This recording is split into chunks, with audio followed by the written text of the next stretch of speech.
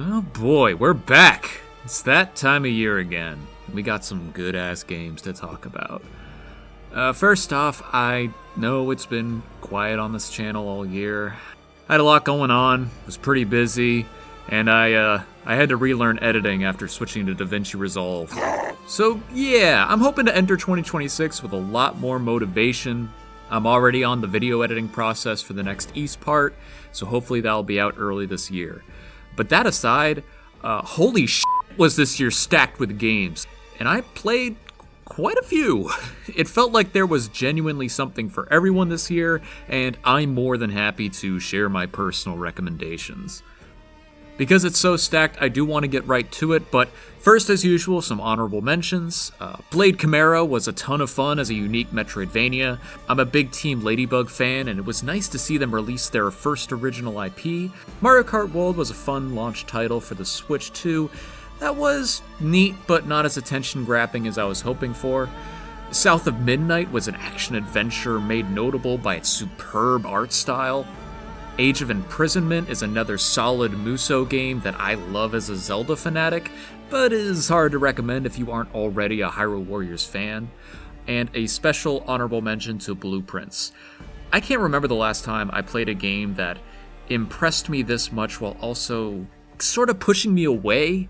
The level of creativity on display with its puzzles, room design, and layers of detail is insane. As someone who loves point-and-click adventures, I wanted to fall in love with it.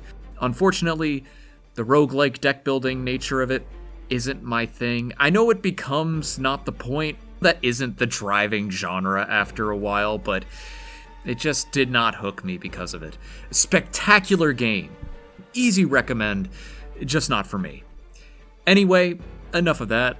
Let's move on and get to my personal highlights in this incredible year for video games.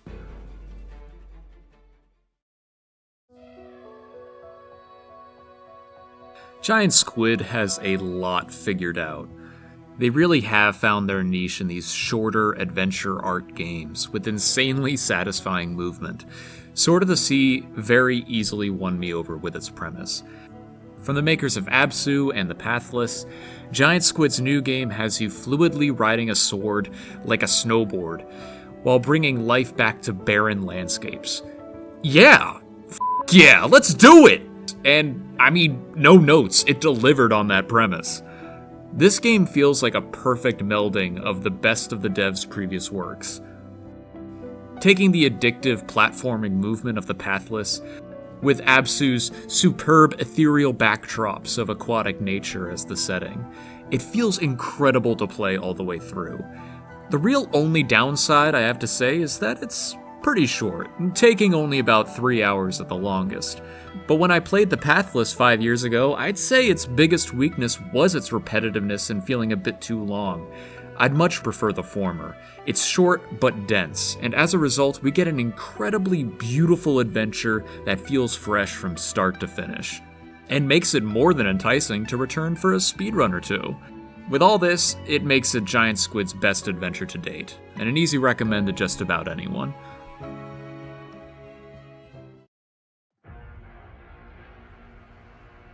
I feel like everyone just kind of forgot that this game actually came out this year. To an extent, I get it. There were plenty of better bangers that released. Plus, this was released way back in the spring. And of course, it's become all the more apparent that the modern Doom formula has probably run its course and can take a break after this trilogy. For me, though, that makes the changes and modifications made to the Dark Ages all the more important and integral to why I had such a good time. Now, I love modern Doom. 2016 is one of my favorite shooters ever, and while Eternal was fun and good, it felt like a step back by either being too repetitive of its predecessor or not sticking the landing with what new it brought to the table. That's why I was very intrigued to hear that Dark Ages was changing up the formula more drastically than its previous entry. That interest turned into glorious excitement when I started to play. Well, I would say after the second attempt of trying to play it, I realized that this was the first game I've ever played on my PC that requires ray tracing, which my 7-year-old PC and GPU cannot do. Now this, combined with some other slowdown I was experiencing, meant I pushed the schedule up for building my new PC maybe a bit sooner than I had planned. Annoying at first, but in hindsight, holy shit, building a PC in spring of 2025 was probably the most clutch timing imaginable. God damn! Sorry for the tangent. Anyway, all set up with my new rig, I booted it up and 100%ed this game in probably a little over a week. I really had a wonderful time with it. It's not Doom 2016, but it's not trying to be. Sure, the arena-style combat with tons of weapons and demons to slaughter is here, but you aren't the beefy jackrabbit sprinting through the map anymore. You are a tank, bulldozing through enemies with cyber-medieval weaponry, never getting pushed back, only stopping ever so briefly to parry a foolish attack and continue the beatdown. Different, yes. Still addictive? Absolutely. The Dark Ages feels like a fantastic evolution of modern Doom, and what the series needed to stay fresh for, I guess Doom 7, but really the third entry in this new era.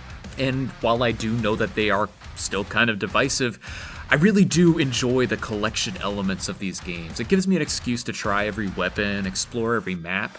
That ray tracing does pay off too. It really does look good. And the accessibility was an unexpected highlight. The level of customization for every aspect of difficulty is honestly a new standard that I would love to see expanded on. It's not perfect. The story is still pretty whatever. I don't think the world design is as various as previous games. Plus, it's the first OST without Mick Gordon at all, and it shows. But man, I just had too much fun with this game to care. It proves that they are comfortable with trusting Doom with new design choices, and for me they stick the landing more times than not. Dark Ages being another highlight in their massively impressive catalog.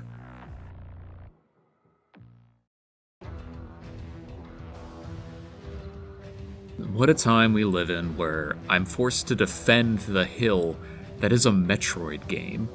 Yeah, Prime 4 finally released this year. Holy shit. And it caused a stir in the community. It's a flawed game for sure. You can tell that there was some deep fundamental changes at multiple points in development. Some were for the best, some caused it to struggle. As a massive Metroid fan, I was as excited as anyone. I lost my shit when it got announced. Oh my god, almost 9 years ago? I was in college then.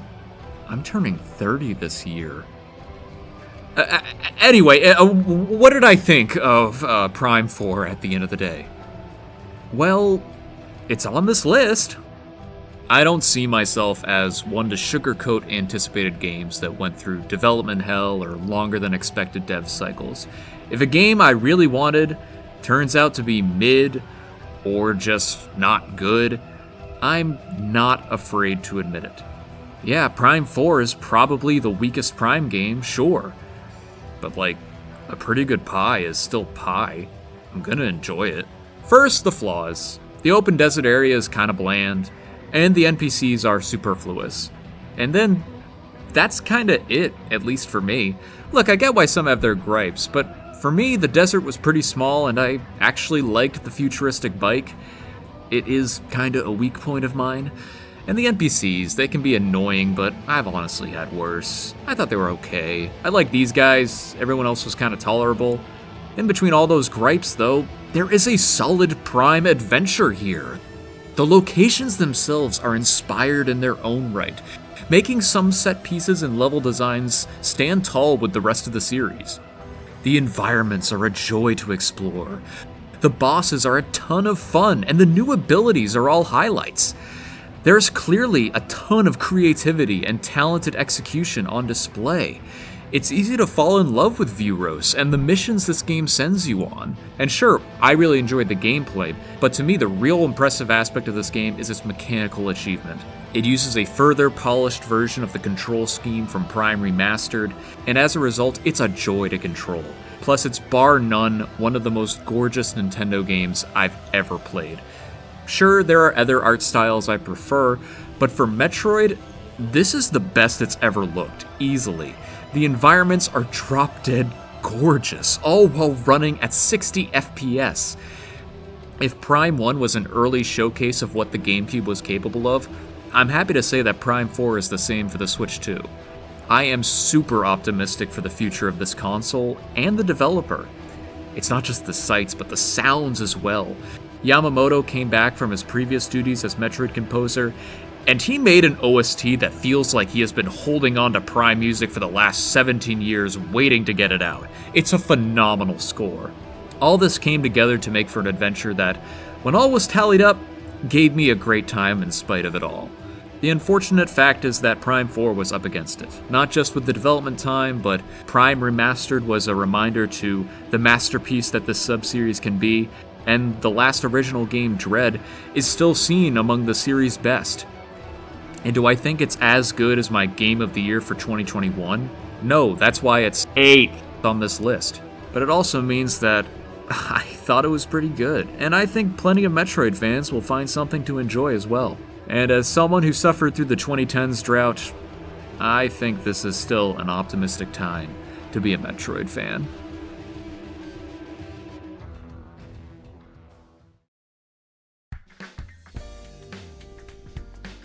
When it comes to the two main game directors of Tokyo Games, I'm absolutely more familiar with my man Kotaro Uchikoshi of Zero Escape and Somnium Files fame. Doesn't mean I dislike Kodaka or Danganronpa, I was just unfamiliar. This year I actually played Danganronpa 1 for the first time, and I thought it was pretty good. It had its moments. All this is to say is that when the studio announced that their newest game would be a Kodaka and Uchikoshi joint effort, and their largest project ever in 100 line, I had enough of a reason to be hyped. And it really delivered on what it was offering, a sprawling narrative of a bunch of high schoolers tasked with defending humanity's last hope for 100 days. Mixing visual novel with tactical RPG, I'd say it handles it very well, though it won't be for everyone. The game takes you essentially through two primary acts. The first act is more focused on tactics and learning the best strategies to take down your enemy, with the second being a more standard flowchart visual novel. Obviously, there is some bleed over of these genres between acts, but that's really the gist of it. I was surprised that I actually liked the tactical elements as much as I did. It could have easily been seen as an afterthought, but there's a lot going on here, even if you do get kind of overpowered by the end. The real memorable aspect, as expected from these devs, is the visual novel portion. True to Uchikoshi tradition, this would lean hard on multiple endings, and they touted that this game would feature 100 unique story endings to uncover. Okay, sure, it's fun to exaggerate, but there can't possibly be that many different ways to... Yeah, so this is absolutely the largest flowchart I've ever seen in a VN, which is its biggest strength and weakness.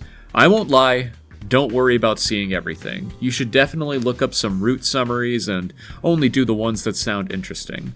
They aren't all bangers, but a lot of them are, and especially when you get attached to every unique character here. Plenty of the themes, art styles, and yeah, even story beats are taken more from Danganronpa than Zero Escape, but it's still plenty enjoyable. Honestly, just creating a game like this with this amount of scope is a feat in and of itself. And I was constantly coming back to this game throughout this year to read through another story route or two.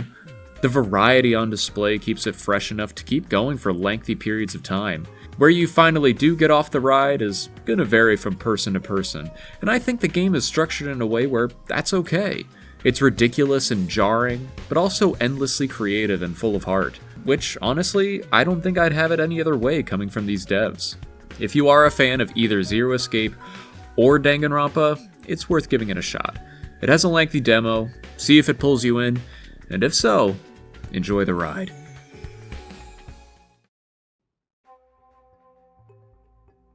While 2025 was definitely memorable for its fantastic single-player experiences, for me it also marked one of the most consistent times of playing online with my friends all throughout the year. I had a ton of exciting moments throughout 2025, playing at least a couple times a week with my homies. Recently, Arc Raiders has been a damn good time, and we got a surprising amount of mileage out of Rematch. But at the end of the day, you can't beat goofy shenanigans. I'll be dead in the ground before I call it friend slop. Yes, Peak was my favorite multiplayer game of the year. Aggro Crab steals the show once again. I wasn't sure how much we were going to enjoy it, but truly the game has a lot more than what the surface presents. The simple-to-understand climbing physics, and collaboration mechanics create such a great foundation for the rest of the journey. The addition of unique biomes, item drops, and random map seeds make every run feel like a unique adventure. It comes together to make each part of the journey engaging. All of this will lead to some of the most chaotic and exciting instances of emergent gameplay among friends. Stories to be made and shared occurred every hike up the summit, and I have truly experienced the triumphs and defeats, the epic highs and lows of mountain climbing. Of course, the wit and creativity of Aggro Crab are on full display as well. All of this elevates what could have been just a charming little game jam work into some of the most memorable experiences of the year. It's like $8 and on sale all the time. Give it a shot with some friends. You won't regret it.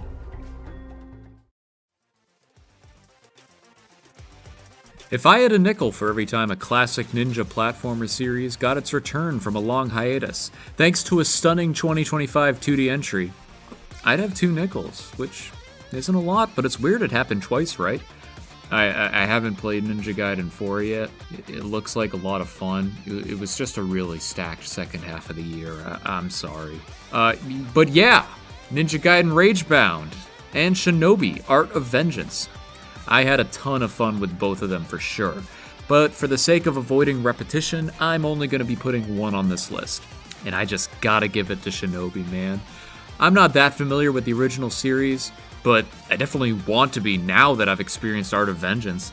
Now, where to begin? So to start, the art style and action models are on point. It looks and sounds gorgeous. However, even with this great art direction, the combat is still the standout of the game. The inputs are fast and responsive enough, the right amount of stun to lend to some expressive combos and fight scenes. With a jam-packed arsenal to get creative when dealing with crowds of enemies and bosses. It can get a bit easy, but I don't think it matters when it maintains this level of enjoyment throughout. Joe is so satisfying to control and maneuver across maps, taking down anything in his path. Maps that you will be making a few returns to. Art of Vengeance mixes separated levels with linear story beats and Metroidvania elements, collecting abilities as you go to return to previous maps and get more collectibles and optional fights. I love this! I don't see a ton of games go this route, but Shinobi did it here, and it works amazing. There's tons of little quality of life additions too, things like the abundance of war points and saving your collection progress all the time, things that really make it feel consistent all the way through, stripping out a lot of filler. The whole package feels dense and confident in what it has to offer, and an easy recommend to anyone who loves a competent platformer with incredible combat. If this is a sign of quality for that Sega Revival initiative they announced, we're in for a hell of a good time.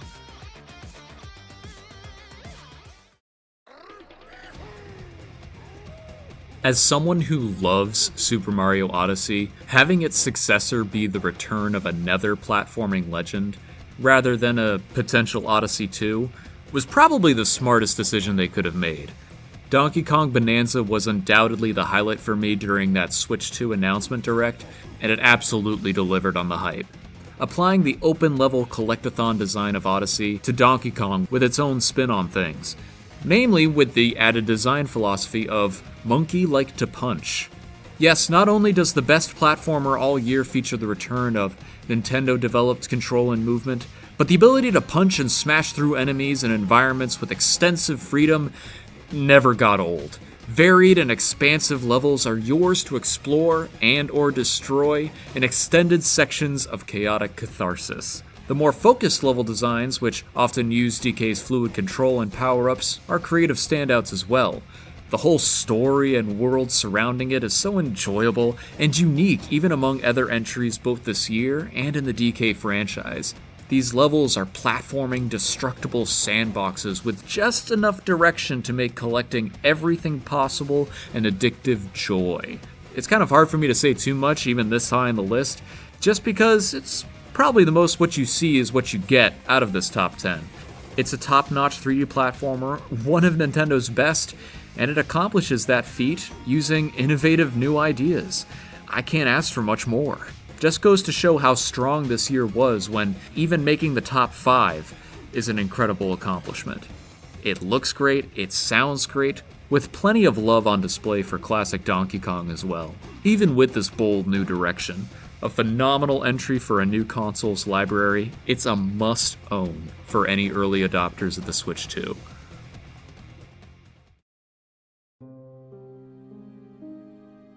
You can ask any of my closest friends what my go-to genre of game is.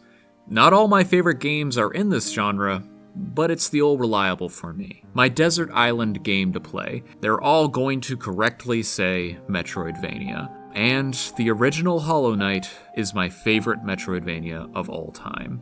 I'm scalding my viewers with these nuclear takes.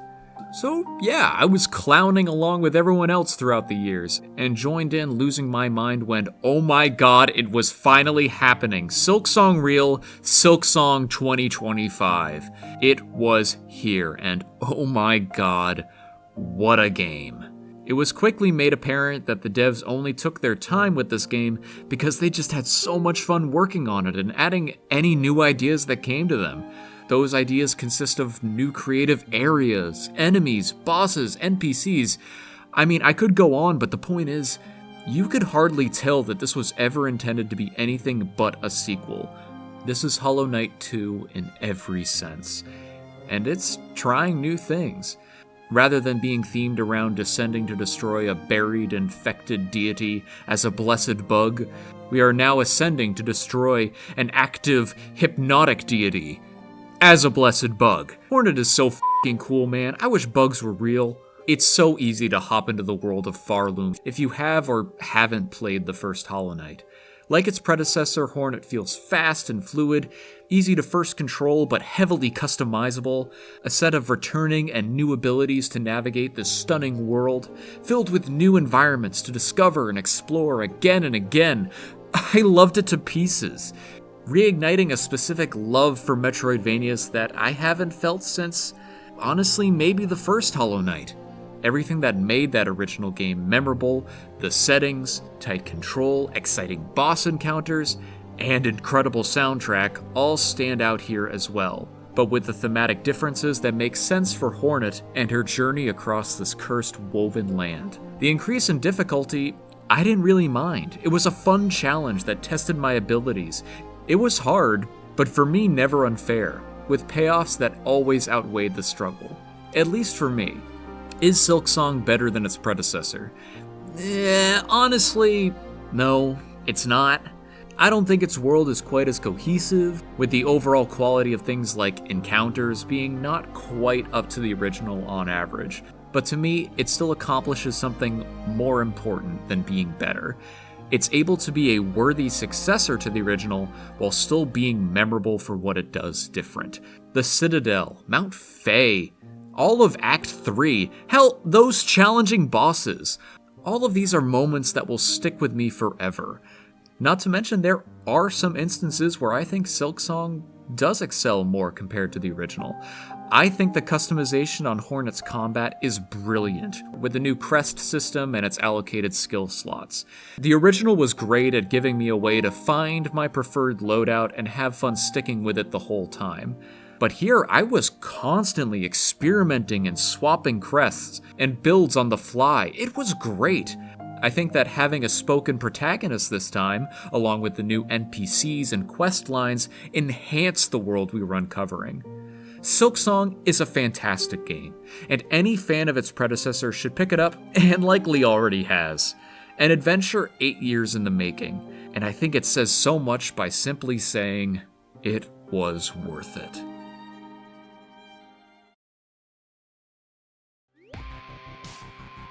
I need to have a quick, calm word with whoever decided to release Silksong and Hades 2 1.0 in the same f***ing month! Hades is one of the finest games I've ever played. Full stop. Not just that, but it was my gateway to enjoying roguelikes. Finally having the genre click for me in a way it never had, and leaving me wanting more. Unfortunately, nothing has really hit in that genre for me since then. Again, I'm worried they aren't for me, and maybe this was a fluke. No. But wait a minute, they're back. Supergiant's first sequel? They're gonna do it again? I don't know. It felt like lightning in a bottle. But maybe, just maybe, those same mad geniuses could do it again. Despite early access starting almost 2 years ago, similar to the first game, I waited until its full release in fall of last year with eager anticipation and hype. Until, finally, holy shit, guys, they did it again. Hades 2 is a masterpiece, this time following Millennium, sister to our old boy Zagreus, attempting to free our family from the Titan Kronos. Instead of wielding the power of fire and brimstone, we utilize darkness and witchcraft. And it comes together phenomenally. It felt like in the initial design room, they went, this, but more. Yeah, you see that 2 in the title? That didn't just mean sequel. If we look closely, you can see a tiny, tiny multiplication symbol in between. This game is just double of everything. Double the collectibles, double the upgrades, double the boons, and double the end goals. That's right, there are 2 routes you can take this time around. Down into Tartarus or up towards Olympus. Each route with their own unique NPCs, enemies, bosses, region gimmicks, and rewards. With all this new content never compromising Supergiant's standard of quality. Every single artistic detail polished, and every single mechanic fine-tuned. More than that, this is the best they've ever looked or felt in this dev's catalog.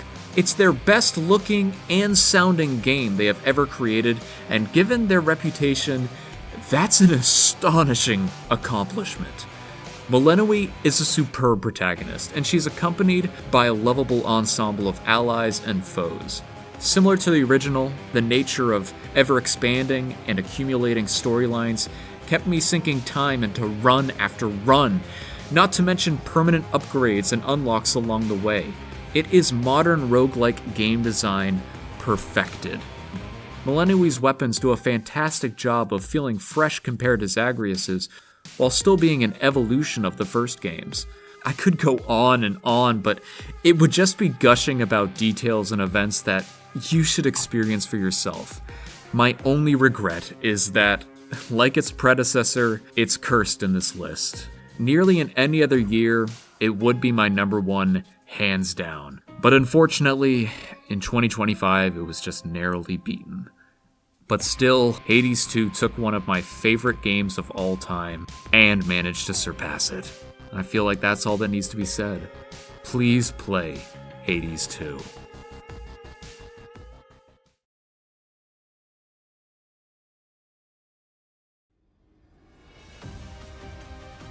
Look, sometimes they just get it right. I'm not going to be contrarian for the sake of it. Give me the baguette and beret, I'm all in.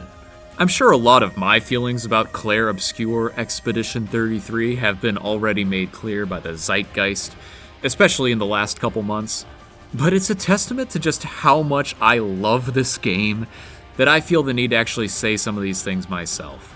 I hope I'm not sounding too repetitive coming from my previous games of the year, but I do really mean it. This is one of the greatest RPGs I've ever played. Let's start with that gameplay. The phenomenal turn-based combat that Claire Obscure employs never gets old throughout the entire adventure. Each party member brings to the table a completely unique set of gimmicks, movesets, and weapons that encourages endless experimentation, finding not just your best moveset loadout, but the best pictos for the job and how to best synergize with the rest of the party. Combat will never not feel fresh, and that's just on offense. I fell in love with the parry system that lets you block attacks with precise timing to negate all damage. Getting a specific attack pattern down, perfectly parrying each strike into a devastating counterattack, was continuously some of the most satisfying game moments all year for me. The variety on display make this my favorite turn-based combat system probably ever. It takes clear inspiration from fantastic sources and melds them into its own mixture, with just enough of its own spice to make something incredibly special. As for the hyped up presentation, I mean, you've been seeing this. It's just unfair, man. This game is just... It's phenomenally gorgeous. How well this hand-painted art style is sold through its environments and effects floored me multiple times per hour. I couldn't get enough of this world. The locations, characters, enemy designs all feel so unique and inspired, coming together to make this Belle Epoque dark fantasy that I never wanted to leave. The characters that you take on your journey are some of the best all year. A phenomenal RPG party, flawed but lovable, badass but sensitive. The journey will test them, and you will want to see where it goes.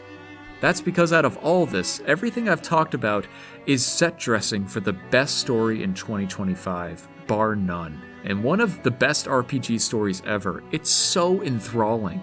You are part of the latest annual expedition to stop the Paintress, who every year replaces a large painted number, decreasing it by 1. Upon doing so, will cause the deaths of everyone of that age. Your expedition begins the day after the painting of number 33, and it's filled with both desperation and seemingly impossible odds. Every twist had me on the edge of my seat, and it made me not want to put the controller down at any moment. I platinumed this RPG. I can't remember the last time I've done that with a game this big. I just wanted to keep going, master this game, and see everything it had to offer. Oh, and I didn't even talk about the soundtrack, bro. They found him on SoundCloud? This was his first big project? It's 8 hours long and every track slaps? I would have to struggle in order to find something I had a real problem with in this game. Every opportunity this game had to knock me on my ass, it did so, and then sent me an additional foot in the floorboards for good measure. All from a game that was not on my radar coming into 2025. And even with release hype, I didn't go in with really any expectations. People are not exaggerating. It is worth every bit of the hype. It will stand tall as one of the best RPGs of all time, and a testament to what the passion of developers can accomplish. I hope this list conveyed what a stacked year it was for games. So many experiences worth remembering, and the greatest showcase to how gaming is far from a dying medium. And yet, after all of it, I still came back to that budding French studio's first game. A product of inspiration of the past, the talent of our present devs, and an optimistic sign of what's possible in the future. Play Clair Obscur. It really is that good.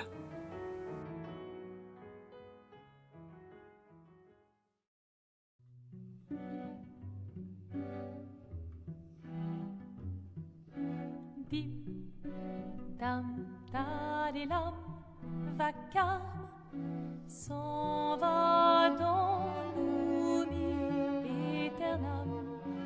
Et Gustave, dom guardiam, dilim, didididilam, lutes sera dodilam, seram.